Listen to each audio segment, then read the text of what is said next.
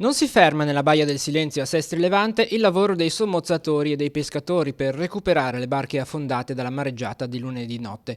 Numerose ancora le imbarcazioni che giacciono sul fondale e che con fatica dovranno essere ripescate e trascinate a riva. La forza delle onde del mare, capaci di piegare anche i tubi in acciaio di queste impalcature, hanno lasciato il segno sulla spiaggia e sugli edifici che si affacciano su Portobello. Tra le strutture maggiormente danneggiate l'hotel Miramare. Del piano terra, dove si trovano le cucine, le sale da pranzo e la veranda, non rimane più niente. In queste ore si sta lavorando per arrivare ad una riapertura il più presto possibile. Tra mezzanotte e le 2 il mare ha sfondato, il mare e le intemperie hanno sfondato tutte le vetrate del ristorante, delle aree comuni, della hall e è iniziata a entrare l'acqua e ha distrutto tutto. L'albergo in quel momento era aperto, c'erano i clienti, fortunatamente nessuno si è fatto male.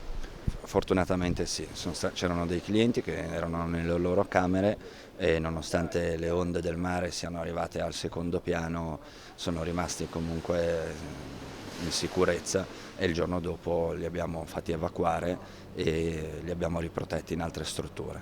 Adesso si sta lavorando per una riapertura che si spera sia breve. Che danni ci sono stati, che cosa occorre ripristinare? La riapertura speriamo di farla quanto prima, nel senso che soprattutto per l'azienda e per tutte le famiglie delle persone che ci lavorano.